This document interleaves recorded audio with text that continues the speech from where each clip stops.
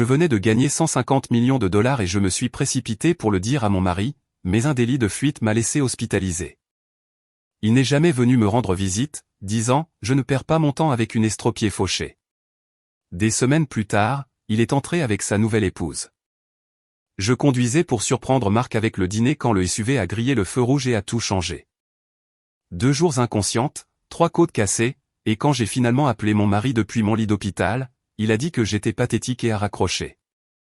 Au moment où sa nouvelle fiancée Sophia est entrée dans ma chambre, sur son bras, exhibant leur fiançailles pendant que j'étais là, brisé, j'avais déjà pris ma décision.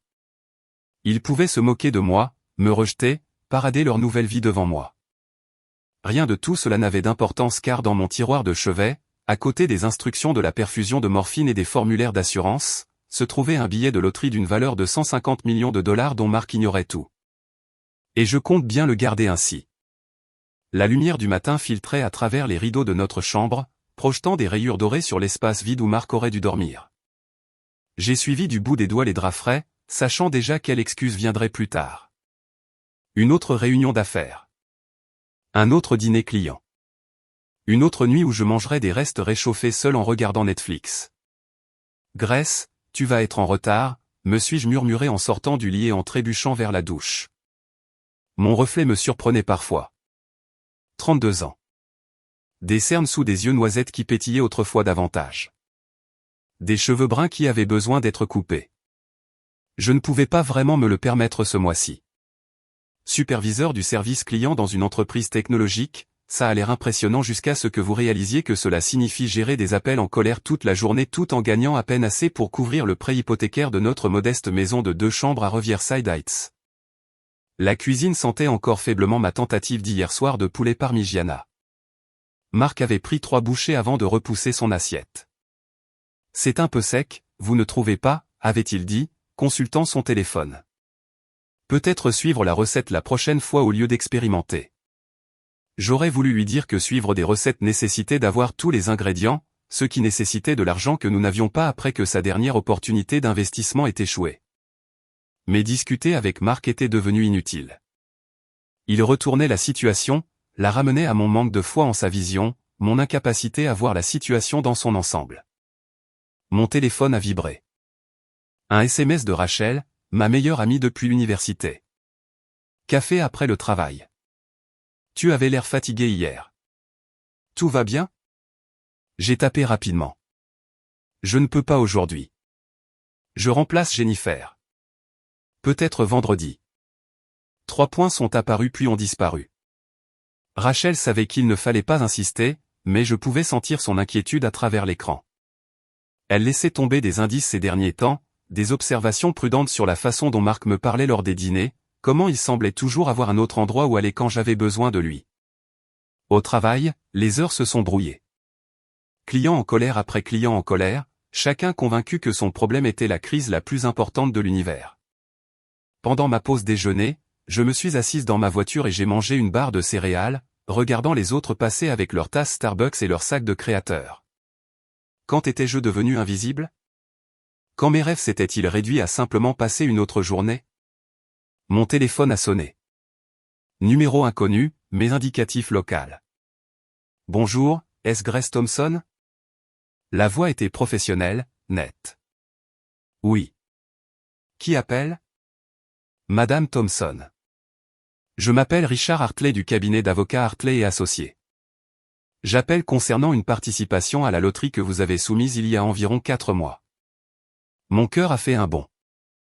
Je me souvenais vaguement d'avoir participé à un tirage promotionnel à l'épicerie. Ils avaient fait beaucoup de publicité. Chaque 50 $ dépensés vous donnait une participation. J'avais complètement oublié. J'ai le plaisir de vous informer que vous êtes l'unique gagnante de notre jackpot promotionnel spécial. Oh, c'est bien, dis-je, supposant que ce serait quelques milliers au plus. Qu'est-ce que j'ai gagné? 150 millions de dollars. La barre de céréales m'est tombée des mains. Je suis désolé, quoi? 150 millions de dollars, Madame Thompson. Avant impôt, bien sûr. Nous devrons organiser une rencontre pour vérifier votre identité et commencer le processus de réclamation. Ma main tremblait si violemment que j'ai failli laisser tomber le téléphone. C'est réel. Ce n'est pas une arnaque. M. Hartley Harry.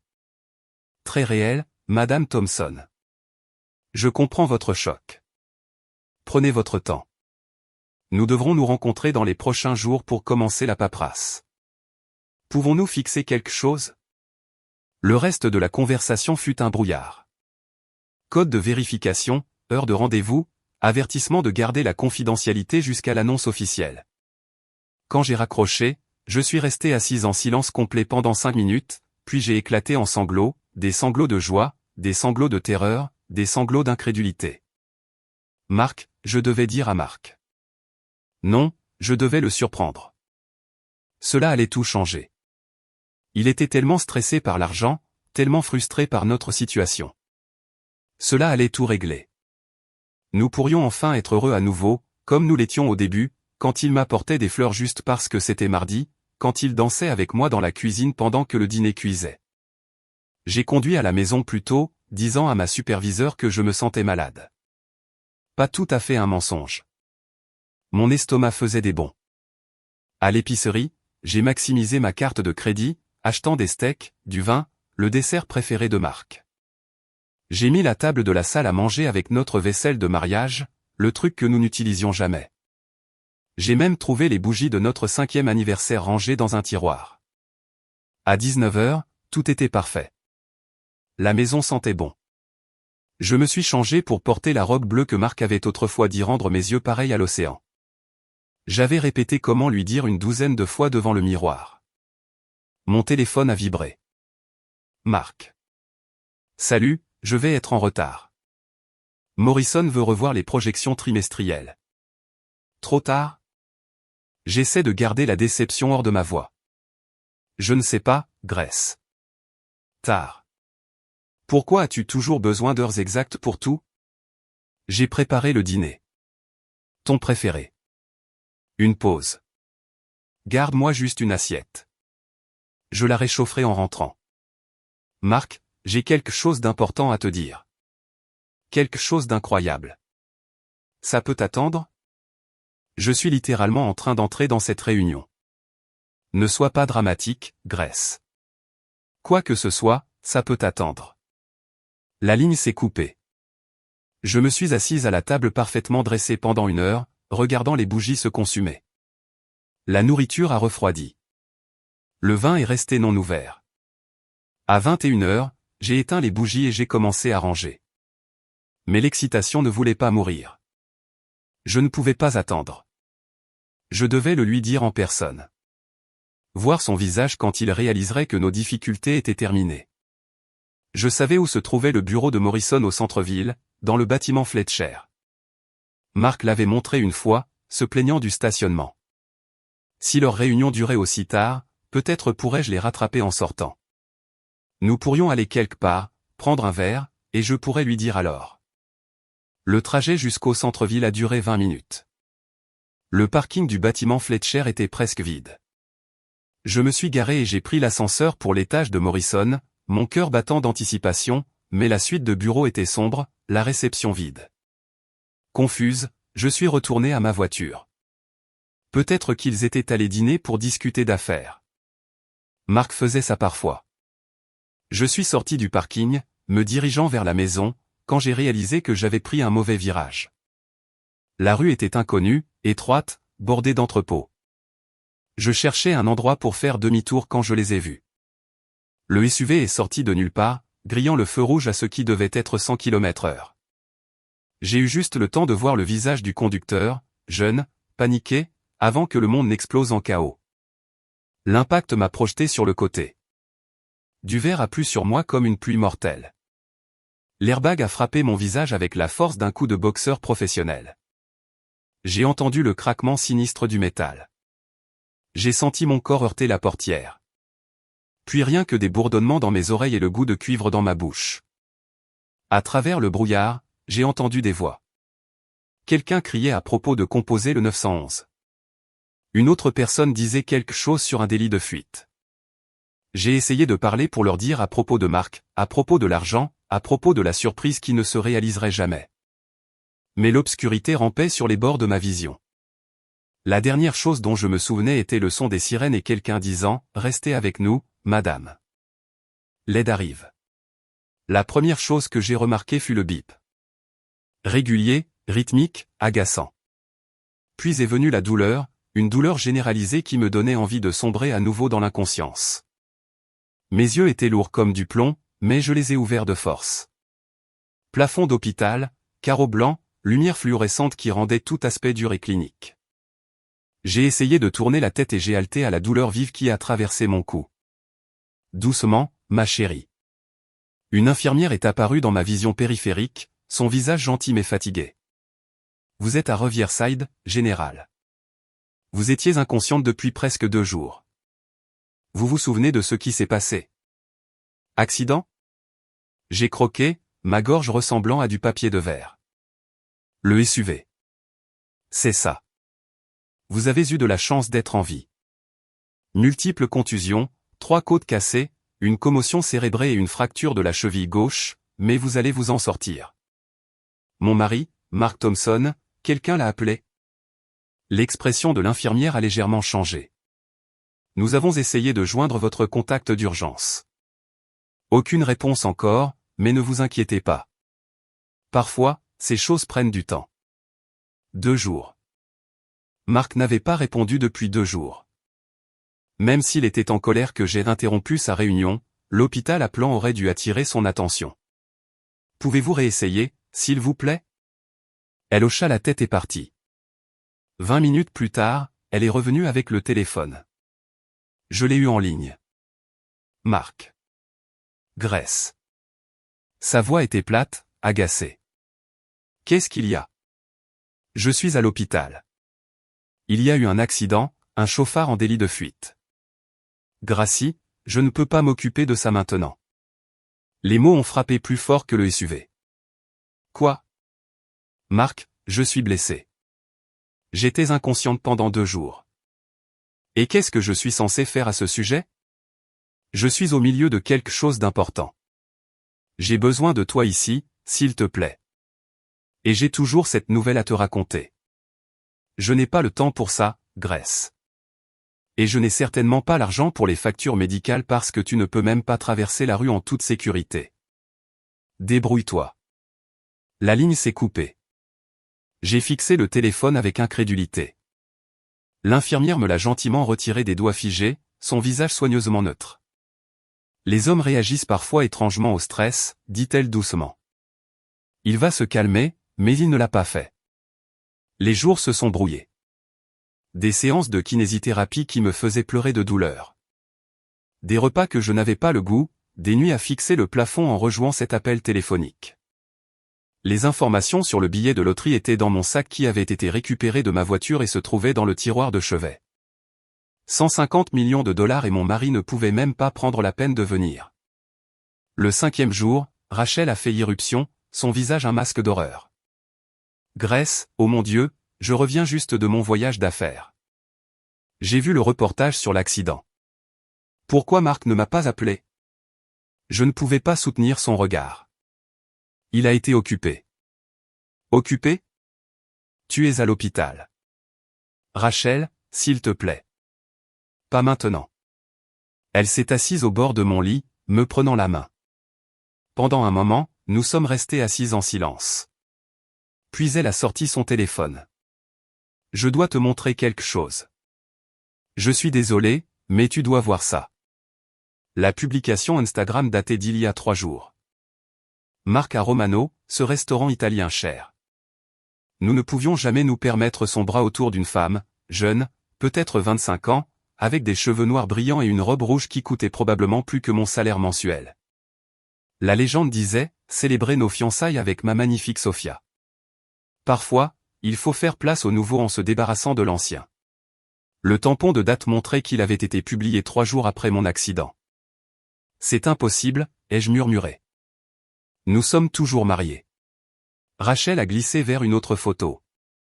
Mark et Sophia dans une bijouterie, une autre sur une plage, une autre dans ce qui semblait être une visite d'appartement.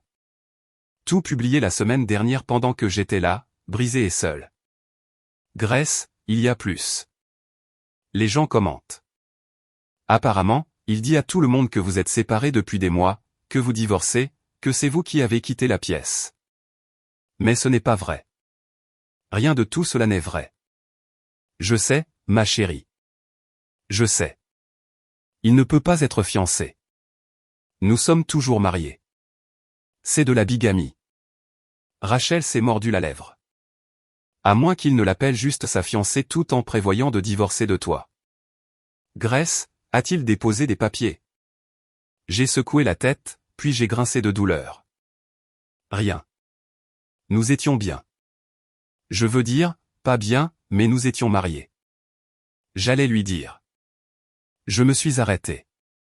La loterie. Devrais-je le dire à Rachel? Quelque chose me retenait. Si Marc découvrait l'argent maintenant, il réapparaîtrait soudainement. Toutes excuses et explications. J'avais besoin de connaître la vérité sur ce qu'il était devenu sans l'argent pour tout brouiller. Lui dire quoi? Demanda Rachel. Rien. Cela n'a plus d'importance. Elle est restée des heures à me tenir la main pendant que je traitais la trahison. Après qu'elle soit partie, j'ai demandé à l'infirmière d'essayer d'appeler Marc à nouveau. Cette fois, une femme a répondu. Le téléphone de Marc, dit sa voix jeune et brillante. Ici Grace Thompson. Je dois parler à mon mari. Une pause. Oh, l'ex dont Marc a dit que tu pourrais appeler. Il m'a demandé de te dire de ne communiquer qu'avec des avocats à partir de maintenant. Il déposera les papiers du divorce cette semaine. Nous ne sommes pas divorcés. Nous ne sommes même pas séparés. Je suis à l'hôpital. Écoute, ma belle, je ne sais pas quel délire tu as, mais Marc est avec moi maintenant. Il est avec moi depuis des mois. Laisse tomber. La ligne s'est coupée. J'ai passé cette nuit à fixer les documents de loterie. 150 millions de dollars. Assez pour acheter n'importe quoi, aller n'importe où, être n'importe qui. Et mon mari depuis 8 ans me quittait pour une femme qu'il voyait apparemment derrière mon dos, disant aux gens que j'étais déjà parti pendant que j'étais là, brisé et seul. Le lendemain matin, une livraison est arrivée. Un petit bouquet de roses blanches avec une carte. Mes mains tremblaient alors que je l'ouvrais. Nous parlerons bientôt, M. Marc ou quelqu'un d'autre. L'écriture était inconnue, tracée soigneusement en lettres capitales.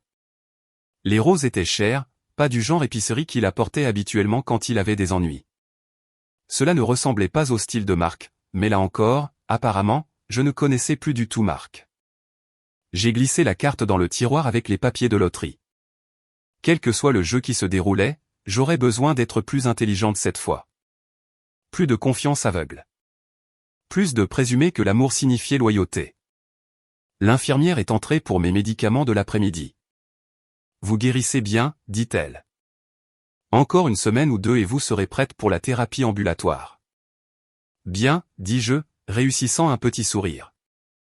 J'ai des choses à régler. Elle m'a tapoté la main. C'est l'esprit. Vous savez, j'ai vu beaucoup de gens passer par ici. Ceux qui guérissent le mieux sont ceux qui trouvent quelque chose pour lequel se battre. Après son départ, j'ai sorti à nouveau les papiers de loterie. 150 millions de dollars. Marc pensait me laisser sans rien. Il n'avait aucune idée qu'il était celui qui renonçait à tout. 2 semaines s'étaient écoulées depuis l'arrivée des roses.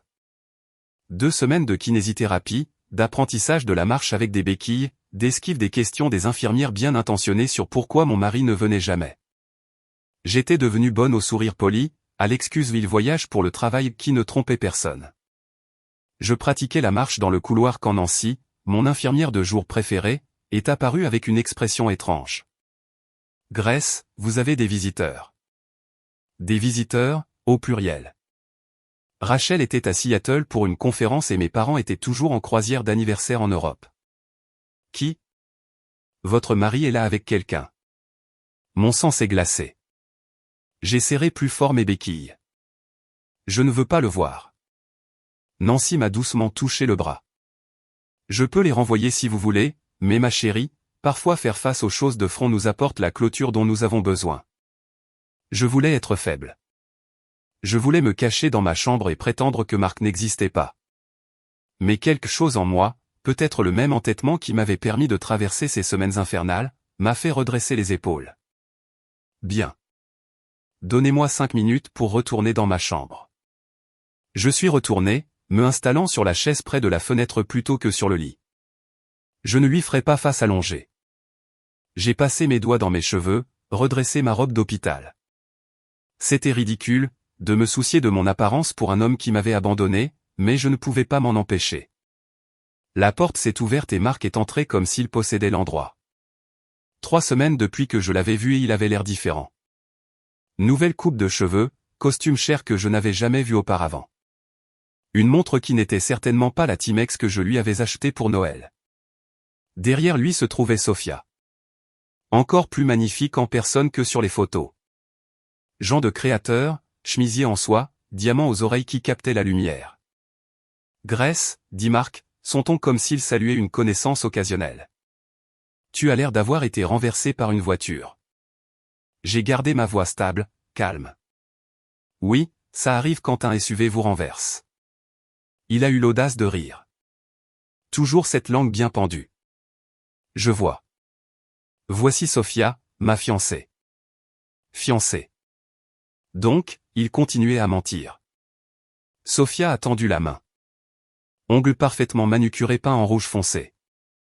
Je ne l'ai pas prise. Nous sommes toujours mariés, Marc, dis-je calmement. Tu ne peux pas avoir de fiancée quand tu as une femme. Détail. Il a agité la main d'un air dédaigneux. Les papiers seront bientôt déposés. J'avais l'intention de m'en occuper, mais j'étais occupé. Tu sais comment c'est. Ou en fait, tu ne sais pas. Tu n'as jamais vraiment compris les exigences des affaires réelles. Les vraies affaires? Tu veux dire comme la réunion de Morrison ce soir-là? Celle qui n'a pas eu lieu parce que le bureau était sombre quand j'ai passé en voiture. Une lueur a traversé son visage, mais il s'est rapidement repris. Me surveiller? C'est pathétique, même pour toi, Grace. Pas étonnant que tu te sois mise dans un accident. Je me suis mise dans? J'ai commencé, mais Sophia a interrompu. L'appartement que nous avons regardé à la plus belle vue, dit-elle à Marc comme si je n'étais pas là. Celui avec les plans de travail en marbre. Le Penthouse? Marc hocha la tête, lui souriant avec plus de chaleur qu'il ne m'en avait montré depuis des années. J'ai déjà versé la compte. Avec quel argent? Demandai-je. La dernière fois que j'ai vérifié, nous pouvions à peine payer notre hypothèque.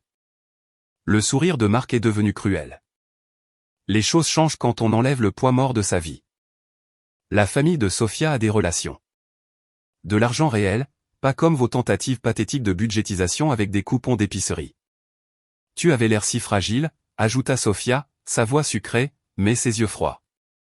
Marc m'a dit que tu t'étais vraiment laissé aller ces dernières années. Manger par stress, a-t-il dit. Bien que je suppose que l'accident a aidé à ça. Tu as l'air d'avoir maigri. Ils prenaient plaisir à ça. Ils étaient venus ici spécifiquement pour me blesser, pour montrer leur nouvelle vie pendant que j'étais assise ici brisée. Mais quelque chose d'autre se produisait aussi. Sophia continuait de me regarder, vraiment regarder, et son expression parfaitement composée clignait de quelque chose que je ne pouvais pas lire tout à fait. Tu sais ce qui est vraiment pathétique? Continua Marc, s'animant sur son thème. Tu pensais probablement que je viendrais en courant quand tu serais blessé, que j'allais soudainement réaliser combien je t'aimais, comme dans un film. Mais la vraie vie ne fonctionne pas comme ça, Grace. Dans la vraie vie, quand quelqu'un te tire vers le bas, tu le coupes. C'est ce que tu as dit à Sophia à mon sujet? Que je te faisais sombrer. Elle m'a dit que tu étais émotionnellement instable, dit Sophia, mais sa voix avait perdu un peu de son tranchant. Elle me regardait intensément maintenant, le front plissé. Que tu avais eu une crise. Que tu étais parti il y a des mois pour te retrouver ou quelque chose comme ça. Et tu l'as cru? J'ai croisé son regard directement. Tu n'as pas pensé à demander pourquoi il n'y avait pas d'accord de séparation. Manger. Pourquoi? Toutes mes affaires étaient encore dans sa maison. La confiance de Sophia vacilla légèrement. Elle se tourna vers Marc. Tu as dit qu'elle était partie.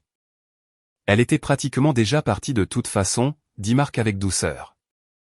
Travailler tout le temps, jamais à la maison. Quelle est la différence? J'ai ri, en fait ri, et tous deux ont semblé surpris. La différence, c'est que je travaillais des heures supplémentaires pour payer vos entreprises ratées, vos opportunités d'investissement, vos plans infaillibles qui étaient toujours en dehors.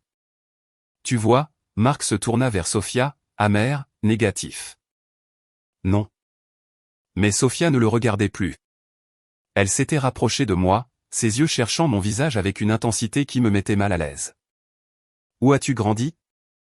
Demanda-t-elle soudainement. La question était si inattendue que j'ai répondu sans réfléchir. Willow Creek, pourquoi? La couleur quitta le visage de Sophia. Elle fit un autre pas de plus, et je pus voir ses mains trembler. Willow Creek, le quartier des refuges. Près de là, oui, mais je ne vois pas. Oh mon Dieu, murmura Sophia, et son sac de créateur glissa de ses doigts, tombant au sol avec un bruit sourd. Sa voix monta, tremblante et incrédule. Oh mon Dieu, tu es Sophia. Marc s'avança, confus et irrité. Qu'est-ce qui ne va pas avec toi? Mais Sophia ne l'écoutait pas. Elle me regardait comme si elle avait vu un fantôme, son visage parfaitement maquillé s'effondrant en quelque chose de brut et de vulnérable. Tu es celle, souffla-t-elle. La femme qui? La porte s'ouvrit en grand. Nancy se précipita avec un presse-papier, son visage plein de regrets mais ferme. Madame Thompson, je suis tellement désolé d'interrompre, mais nous devons vous faire signer ces formulaires de consentement chirurgical immédiatement. Il y a eu un changement dans votre emploi du temps. Nous devons avancer votre procédure. Quelle procédure? Demanda Marc comme s'il avait le droit de savoir. Nancy lui jeta un regard froid. Je suis désolé, mais en raison des réglementations HIPAA, je ne peux discuter d'informations médicales qu'avec le patient, à moins qu'elle n'en autorise autrement. Elle se tourna vers moi. Madame Thompson, nous avons vraiment besoin de ces signatures maintenant. Sophia resta figée, la bouche toujours ouverte, la phrase inachevée. Marc lui attrapa le bras. Allez, on part. C'était une perte de temps de toute façon. Mais Sophia résista, ses yeux ne quittant jamais les miens. Attends, j'ai besoin de, dit Sophia. La voix de Marc avait un ton que je reconnaissais. Celui qui me faisait arrêter de discuter et me conformer. Alors qu'il la traînait pratiquement vers la porte, Sophia se retourna pour me regarder une dernière fois. L'expression sur son visage n'était plus froide ou supérieure. C'était quelque chose d'autre entièrement, la reconnaissance, peut-être même la gratitude mêlée d'horreur. Ils étaient partis avant que je ne puisse comprendre ce qui venait de se passer. Nancy m'a aidé avec les formulaires, juste des formalités administratives de routine, rien d'urgent. Et je soupçonnais qu'elle était intervenue exprès. Tu vas bien, ma chérie? Dit-elle gentiment. Je ne sais pas, admis-je. Quelque chose vient de se passer, mais je ne sais pas quoi. Après son départ, je me suis assise dans le silence, essayant de donner un sens à la réaction de Sophia. Willow Creek, le quartier des refuges. Elle avait posé la question comme si cela avait une signification pour elle. Et ce regard de reconnaissance, pas comme si elle avait vu ma photo quelque part, mais comme si elle me connaissait vraiment. Mon téléphone a vibré. Un message d'un numéro inconnu. Nous devons parler seuls. S'il vous plaît. S. Sophia.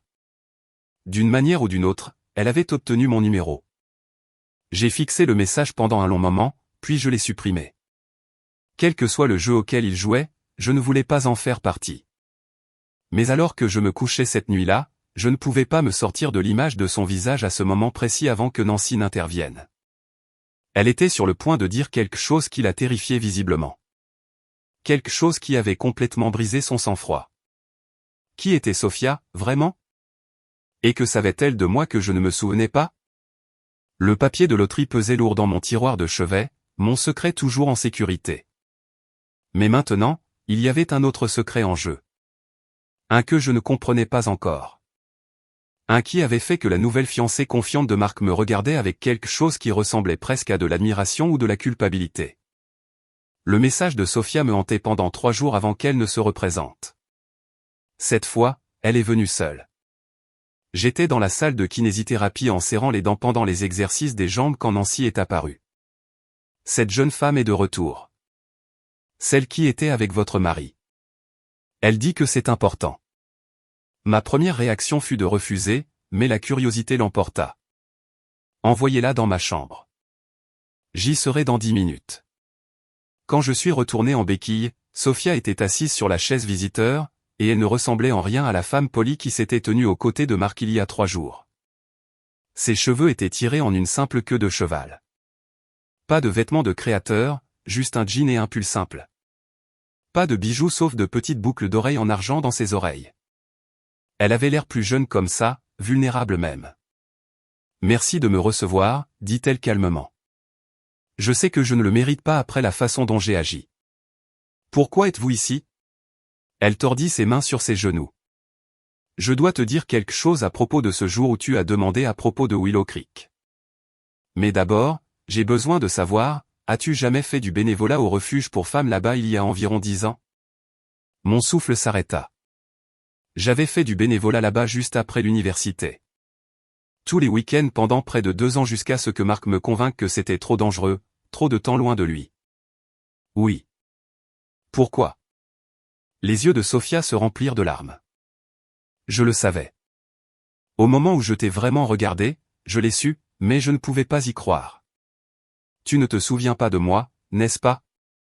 J'ai étudié son visage, essayant de la situer. Devrais-je? Février il y a 10 ans. La pire tempête de neige que la ville ait vue depuis des décennies. Sa voix était à peine audible. J'avais 17 ans, j'étais dans la rue depuis 3 mois après avoir fui la maison de mon oncle. J'essayais d'entrer dans le refuge, mais ils étaient pleins. Tu quittais ton service de bénévolat. Quelque chose a clignoté dans ma mémoire. Une adolescente, douloureusement maigre, tremblant dans une veste déchirée devant les portes du refuge. Tu m'as vu, continua Sophia. Tu aurais pu passer comme tout le monde. Mais tu ne l'as pas fait. Tu m'as emmené à ta voiture, m'as donné le déjeuner que tu avais préparé pour toi. Puis tu es allé à Target et tu m'as acheté un manteau d'hiver, des gants, des bottes, tout avec ton propre argent. Le souvenir s'est cristallisé. Je me souvenais d'elle maintenant. Ses mêmes yeux sombres, mais vides de faim et de peur. J'étais tellement inquiète pour elle. Tu m'as trouvé une chambre d'hôtel pour une semaine, dit Sophia, les larmes coulant sur ses joues maintenant. Payé de ta poche. Tu m'as donné $200 en espèces et ton numéro de téléphone. Tu m'as dit que si j'avais besoin de quoi que ce soit, n'importe quoi, de t'appeler. Tu n'as jamais appelé, dis-je doucement. J'étais trop fière, trop honteuse. Mais j'ai gardé ton numéro pendant des années. Tu m'as sauvé la vie cette semaine-là. J'ai trouvé un emploi dans une brasserie, je me suis remise sur pied, j'ai fini par obtenir mon GED, puis le Community College. J'ai même, dit-elle en riant amèrement. J'ai même commencé un blog sur les secondes chances, sur la gentillesse des inconnus. Tu as toujours été l'inspiration, bien que je ne t'ai jamais nommé. Je me suis assise lourdement sur mon lit, essayant de traiter cela, et maintenant tu es fiancée à mon mari. Les mots planaient entre nous comme une accusation. Sophia enfouit son visage dans ses mains. Je ne savais pas, sanglota-t-elle. Je jure devant Dieu, Grace, je ne savais pas. Il m'a dit que ta femme s'appelait Emma. Il a dit qu'elle l'avait quittée, qu'elle était cruelle et froide. Il a dit qu'elle avait vidé leur compte bancaire et avait disparu. J'ai seulement découvert ton vrai nom quand nous sommes venus ici. Emma était le nom de sa mère, dis-je d'un ton hébété. Il la détestait toujours. Quand je t'ai vu là, quand j'ai réalisé qui tu étais, mon Dieu, j'ai eu envie de mourir. La femme qui m'a sauvé la vie et je suis ici avec son mari qui nous jette notre relation à la figure pendant qu'elle est couchée dans un lit d'hôpital. Mais tu n'as rien dit. Tu l'as laissé continuer. Sophia leva les yeux, le mascara lui maculant les joues. J'étais sous le choc. Et Marc, il est différent de ce qu'il était au début. Il était si charmant, si attentionné. Il me faisait me sentir spécial. Mais récemment, il montre ses vraies couleurs. Elle hocha la tête. La cruauté, les petites remarques conçues pour blesser. La façon dont il parle d'argent constamment. Il me pousse à investir l'héritage de ma mère. Elle est morte il y a 2 ans. M'a laissé environ $300 000. Marc a toutes ces opportunités qu'il veut que je finance. Laisse-moi deviner. Des investissements infaillibles qui nécessitent de l'argent liquide immédiat. Tu es au courant de ça? J'ai ri amèrement. J'ai financé assez d'entre eux. C'est pourquoi je travaillais des heures supplémentaires pour rembourser les dettes de ces 3 dernières idées brillantes. Sofia s'est levée, se dirigeant vers la fenêtre. Il m'a dit que tu étais mauvaise avec l'argent, que tu ne voyais pas sa vision.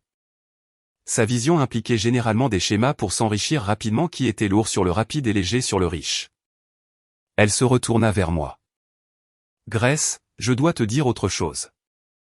Le soir de ton accident, Marc était avec moi. Nous étions à mon appartement. Il a reçu un appel de l'hôpital, mais il a dit que c'était le mauvais numéro et a raccroché. J'ai demandé qui c'était et il a dit télévendeur. La trahison frappa à nouveau. Même si je le soupçonnais, il savait que j'étais ici et il t'a menti à ce sujet pendant 3 jours. Puis, lorsque l'hôpital a continué d'appeler, il m'a finalement dit que son ex-femme s'était mise dans le pétrin. Il a fait comme si tu conduisais probablement en état d'ivresse ou quelque chose comme ça. Je suis tellement désolé, Grace, pour tout ça. Je voulais la détester.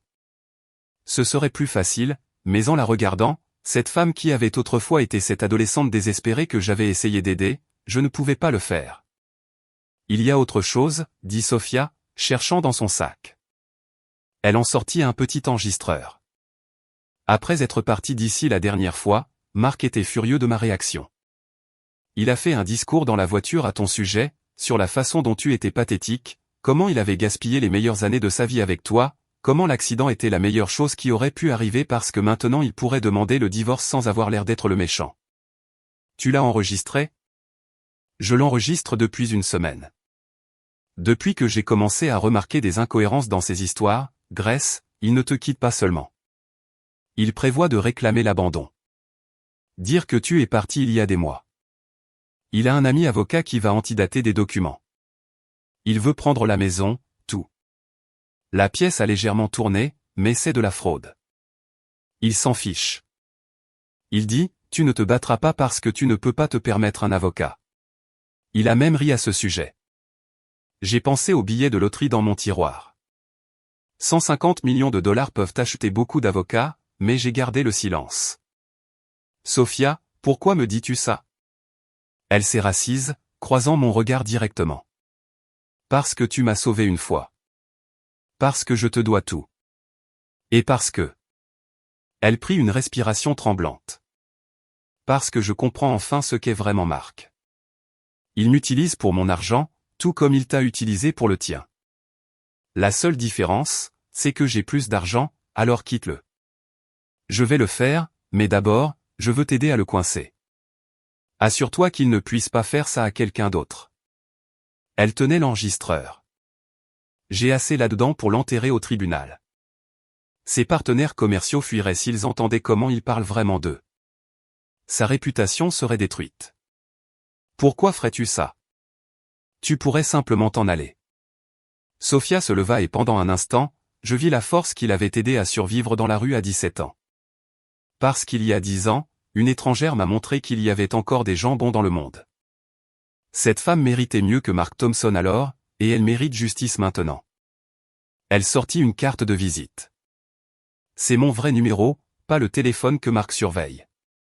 Quand tu seras prête à aller de l'avant, appelle-moi. Nous ferons cela ensemble. Après son départ, je me suis assise dans le silence de ma chambre, traitant tout. L'adolescente que j'avais aidée il y a une décennie était de retour, prête à m'aider à détruire l'homme qui nous avait trahis toutes les deux. Cela ressemblait à quelque chose sorti d'un film. J'ai sorti les papiers de loterie et les ai regardés à nouveau. Bientôt, très bientôt, je réclamerai mes gains. Mais d'abord, Marc devait montrer complètement ses vraies couleurs sans aucune connaissance de l'argent. Je voulais qu'il révèle exactement qui il était quand il pensait que je n'avais rien. Mon téléphone a vibré. Rachel, rentre plus tôt. Nous devons parler. J'ai découvert des choses intéressantes sur les voyages d'affaires de Marc. Tu ne vas pas le croire. J'ai souri tristement. Il semblait que tout le monde découvrait ce que j'avais été trop aveugle pour voir pendant des années. Mais cela allait changer. La femme que Marc avait traitée de pathétique était sur le point de devenir son pire cauchemar. Rachel est arrivée le lendemain matin avec un épais dossier et une expression sombre. J'ai engagé un détective privé, dit-elle sans préambule. Je sais que tu ne me l'as pas demandé, mais après avoir vu ces photos de Marc avec cette femme, j'ai dû savoir ce qu'il cachait d'autre. Grace, tu n'avais pas à le faire. Oui, je devais. Tu es ma meilleure amie, et ce salaud te manipule depuis des années. Regarde ça. Elle a étalé des photos sur mon lit. Marc dans divers hôtels, toujours avec différentes femmes. Les horodatage remontent à 2 ans. Il trompe tout ce temps. J'ai ramassé une photo, ma main étonnamment stable. Marc avec une femme blonde dans un restaurant que je reconnaissais, l'endroit où il m'avait emmené pour notre anniversaire l'année dernière. Il avait dit qu'il devait annuler notre réservation à cause du travail. Il y a plus, continua Rachel. Son entreprise, elle est bâtie sur des prêts qu'il a contractés en utilisant tes informations de crédit. Grace, tu es redevable de près de 200 000 $. La pièce a basculé. Quoi? Il a falsifié ta signature. L'enquêteur a trouvé au moins 3 prêts. Les banques vont venir te réclamer l'argent. Je pensais avoir atteint le fond du gouffre, mais apparemment, il y avait plus loin à tomber. Puis je me suis souvenu du billet de loterie. L'argent couvrirait les dettes, mais Marc n'en avait aucune idée. Rachel, je dois te dire quelque chose, mais tu dois promettre de garder le secret pour l'instant. Elle se pencha. N'importe quoi. J'ai sorti les papiers de loterie et les lui ai tendus. Elle les a lus 1 fois, 2 fois, 3 fois. Puis elle a poussé un cri qui a probablement réveillé tout l'étage. 150 millions de $. Grace. Oh mon Dieu. Bien sûr, personne ne peut le savoir pour l'instant. Surtout pas Marc. Mais cela change tout. Tu peux le détruire. C'est le plan. Mais je veux qu'il pense que je suis fauché d'abord. Je veux qu'il montre exactement qui il est quand il pense que je n'ai rien. Les yeux de Rachel luisaient d'une lueur presque vengeresse. Tu veux lui tendre un piège? Sophia va aider. Sophia, la fiancée. J'ai tout expliqué. Le lien d'il y a des années, son enregistrement de Marc, son offre d'aide. Rachel a écouté avec une admiration croissante. C'est dingue. C'est comme si l'univers conspirait pour te rendre justice. Peut-être bien. Cet après-midi-là, Sophia est arrivée avec son ordinateur portable et d'autres enregistrements. Rachel est restée, et les 3 nous avons formé la plus étrange alliance que j'aurais pu imaginer. La femme, la meilleure amie, et l'autre femme unie contre l'homme qui nous avait toutes les 2 lésées. J'ai un enregistrement où il avoue les prêts falsifiés, dit Sophia, jouant un enregistrement. La voix de Marc remplit la pièce, se vantant de la facilité avec laquelle il falsifiait ma signature, à quel point les banques étaient stupides, comment je ne le remarquerai jamais. Et voici où il parle de cacher des actifs, continua-t-elle. Un autre enregistrement, Marc expliquant comment il déplaçait de l'argent vers des comptes offshore depuis des mois, se préparant pour le divorce. Nous devons le faire avouer de manière encore plus explicite, dit Rachel. Quelque chose qui non seulement le détruirait au tribunal de divorce, mais aussi au criminel. J'ai une idée, dis-je lentement. Sophia, serais-tu prête à porter un micro? Dis-lui que je l'ai contacté, que je suis désespéré pour de l'argent pour des frais médicaux, que je suis prête à lui céder la maison s'il paie mes frais d'hôpital. Sophia hocha la tête. Il sautera sur ça. Il voulait la maison. Il prévoit de la retourner pour faire du profit. Mais voici la clé, continuai-je. Dis-lui que j'ai mentionné quelque chose sur une grande aubaine financière à venir. Sois vague, mais rends-le curieux. Voici il veut soudainement retarder le divorce. Rachel sourit. Oh, c'est sournois. J'adore ça. Nous avons passé les 2 heures suivantes à planifier chaque détail. Sophia allait approcher Marc ce soir-là en portant un appareil d'enregistrement que Rachel s'était procuré d'une manière ou d'une autre. Elle planterait les graines sur mon supposé coup de chance, puis évaluerait sa réaction. Et après? Demanda Sophia. Quand il découvrira la loterie, d'ici là, nous aurons tout ce qu'il faut pour le détruire au tribunal. Dis-je les enregistrements, les preuves de fraude, les actifs cachés. Il aura de la chance s'il s'en sort avec les vêtements qu'il porte. Sophia est partie se préparer pour sa performance. Rachel est restée avec moi, me tenant la main.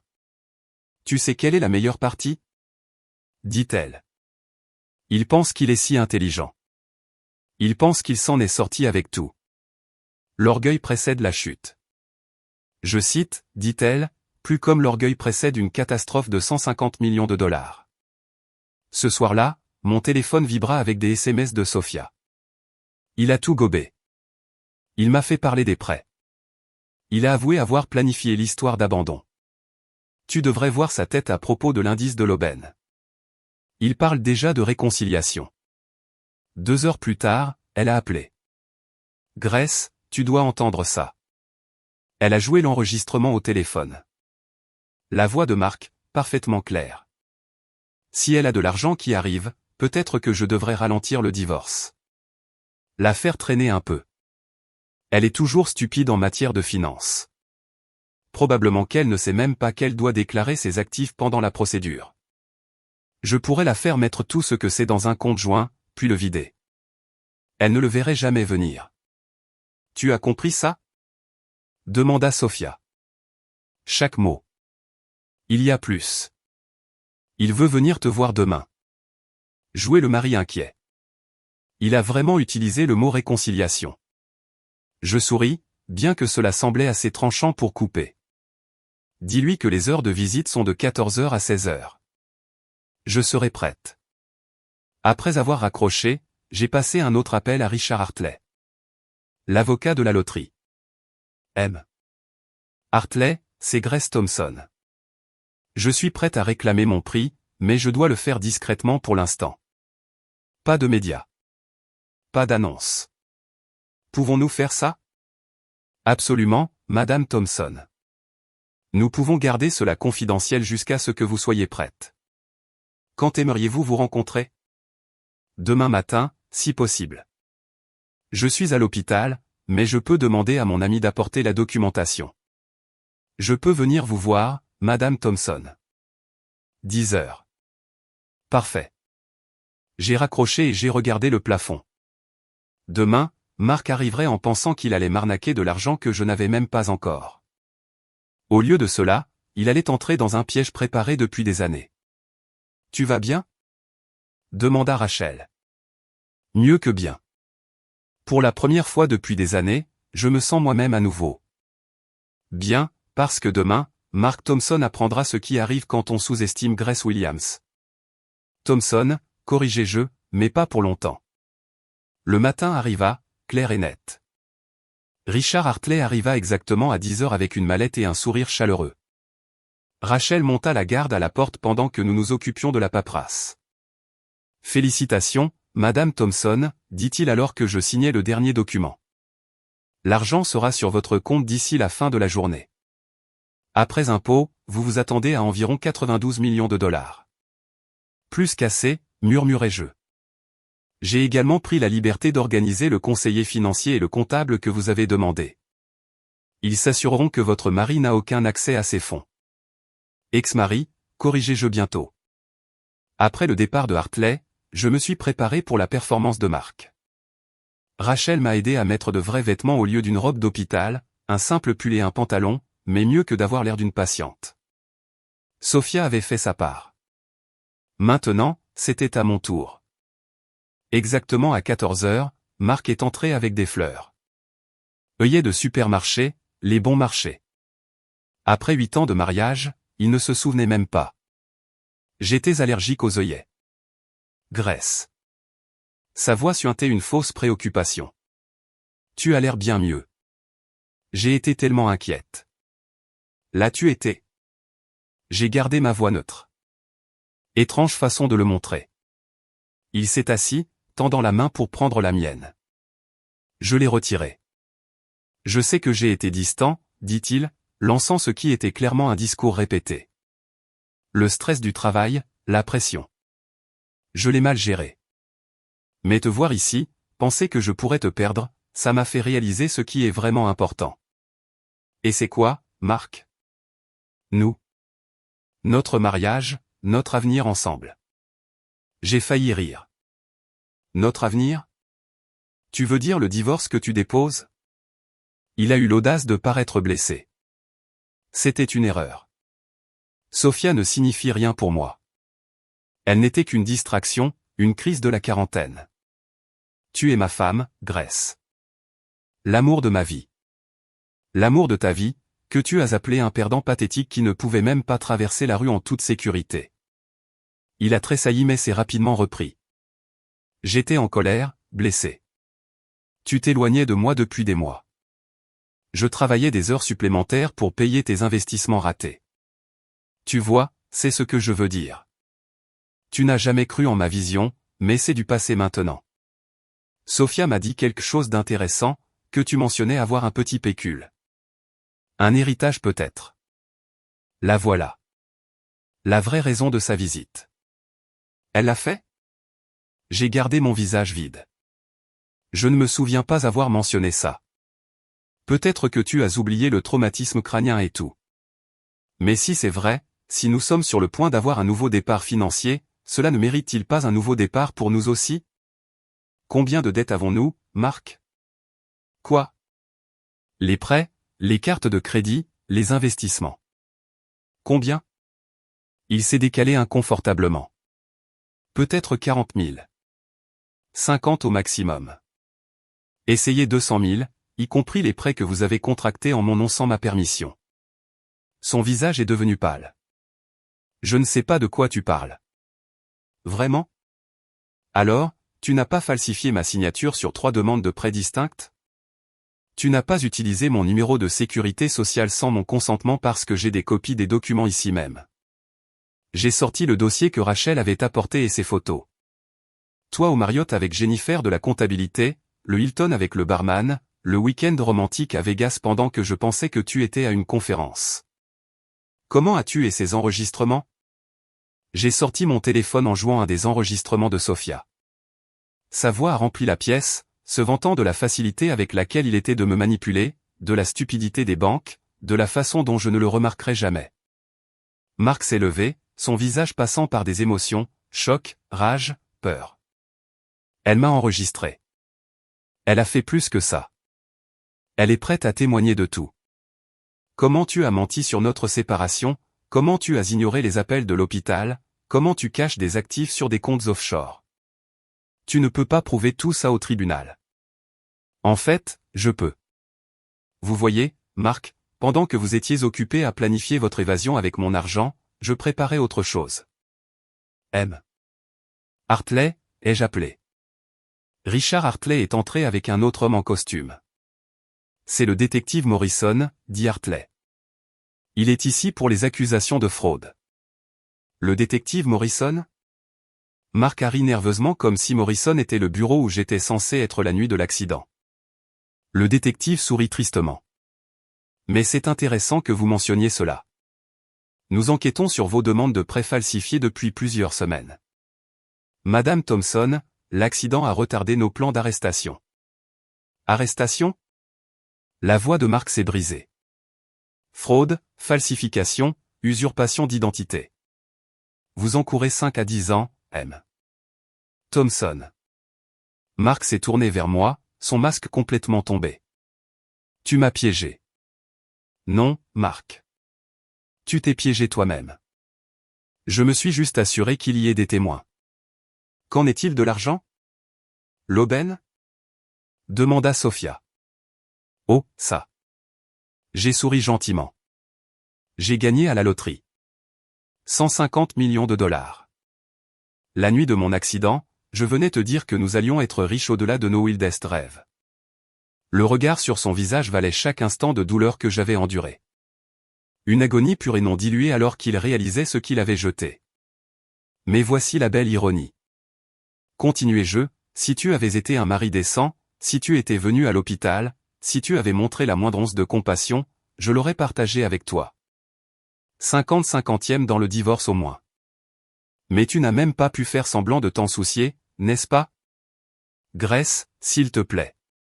L'argent est déjà sur mon compte, protégé par les meilleurs avocats que l'argent puisse acheter. Tu n'obtiendras rien du divorce, sauf les dettes que tu as accumulées en ton nom.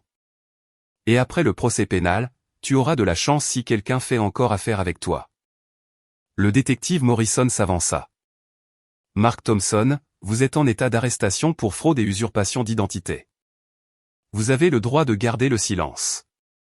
Grace, Mark cria alors que Morrison lui passait les menottes. Tu ne peux pas faire ça.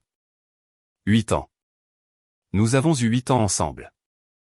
Non, Mark. J'ai eu 8 ans à payer pour tes combines.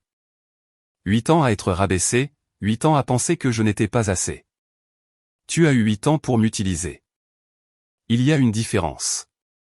Alors que Morrison le faisait sortir, Mark se tourna une dernière fois. Sophia ne témoignera pas. Elle-même.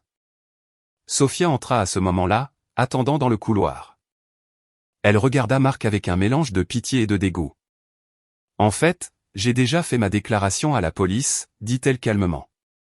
Tous les enregistrements, tous les mensonges, toutes les manipulations. Tu sais quelle est la partie la plus triste, Mark? Grace t'aurait tout donné. Il te suffisait de l'aimer, mais tu es incapable d'aimer quelqu'un d'autre que toi-même. Le visage de Mark s'effondra. Morrison le traîna dehors alors qu'il criait des menaces et des supplications à la fois. La pièce devint silencieuse. Sophia, Rachel et moi nous sommes regardés. Alors, quoi maintenant? Demanda Sophia. Maintenant, je guéris, dis-je. Je paie les dettes qu'il a créées. Je prends le meilleur avocat pour le divorce de l'État et je recommence. Qu'en est-il de l'argent? Demanda Rachel. Qu'en feras-tu? J'y ai pensé. D'abord, je vais financer entièrement le refuge pour femmes à Willow Creek. Créer un programme pour les femmes qui recommencent. Appelle-le la Fondation des secondes chances. Les yeux de Sophia se remplirent de larmes. Grace, tu n'as jamais été l'autre femme, Sophia. Tu étais une victime, aussi. Nous l'étions toutes les deux. Elle me serra prudemment dans ses bras, consciente de mes blessures. Je n'oublierai jamais ça. Rien de tout ça. Bien. Rappelle-toi quand tu rencontreras le prochain homme charmant qui semble trop beau pour être vrai. Elle ria à travers ses larmes. Crois-moi, je fais une longue pause des hommes. Femme intelligente. Ce soir-là, après que tout le monde soit parti, je me suis assise dans ma chambre d'hôpital à regarder le coucher du soleil. Mon téléphone a vibré avec des messages.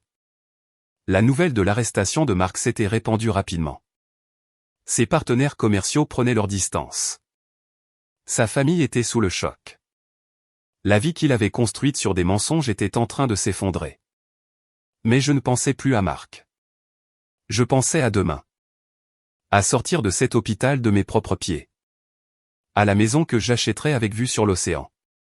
Aux endroits où je voyagerais, à l'éducation que j'achèverais enfin, à la vie que je construirais selon mes propres termes. Nancy est entrée pour sa ronde du soir.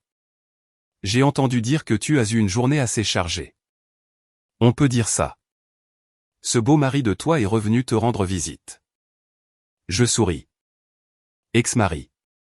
Et non, il ne reviendra pas. Il a une nouvelle adresse pour les 5 à 10 prochaines années. Bien débarrassé des mauvaises herbes. Je dis, Nancy, le premier jour où il n'est pas venu, quand il a dit ces horribles choses, pensais-tu que j'étais pathétique? Elle s'est assise au bord de mon lit, m'a pris la main. Ma chérie, je pensais que tu étais la femme la plus forte que j'ai jamais vue, allongée ici, brisée, et qui avait encore la grâce de ne pas maudire son nom. Ce n'est pas pathétique. C'est puissant. Je ne me sens pas puissante. Le pouvoir ne consiste pas à se sentir fort tout le temps. Il s'agit de choisir de se lever même quand on est à genoux. Tu t'es levé contre lui aujourd'hui avec de l'aide. Tout le monde a besoin d'aide parfois. Le fait que vous l'ayez accepté, que vous ayez laissé les autres se battre à vos côtés, ce n'est pas de la faiblesse, c'est de la sagesse. Après son départ, j'ai sorti mon téléphone et j'ai parcouru mes contacts jusqu'à ce que je trouve le numéro que je voulais. Il a sonné 3 fois avant qu'elle ne réponde. Maman, Grace, nous revenons de la croisière. Comment vas-tu, ma chérie?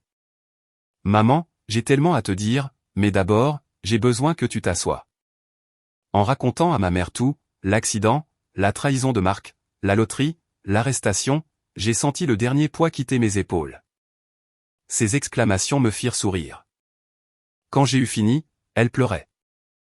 Ma fille courageuse et brillante, as-tu besoin que nous venions? Pas encore. Laisse-moi sortir de l'hôpital d'abord. Mais maman, je vais bien aller. Pour la première fois depuis des années, je vais vraiment bien aller. Tu es plus que bien, ma chérie. Tu es libre. Libre. Le mot résonna dans mon esprit alors que nous nous disions au revoir. Demain, les nouvelles de l'arrestation de Marc allaient éclater. Les médias feraient leur chou gras. Mais ce soir, dans le silence de ma chambre d'hôpital, avec 92 millions de dollars sur mon compte et un avenir étalé devant moi comme un océan de possibilités, j'étais juste Grace. Pas la femme de Marc, pas une victime, pas une gagnante de loterie, juste Grace. Et c'était suffisant. Plus qu'assez. C'était tout. Que feriez-vous si la personne en qui vous aviez le plus confiance vous trahissait dans votre moment le plus faible? Chercheriez-vous vengeance ou simplement vous éloigneriez-vous avec votre dignité intacte? Si cette histoire vous a touché, veuillez aimer et vous abonner pour plus d'histoires de trahison, de justice et de rédemption inattendues.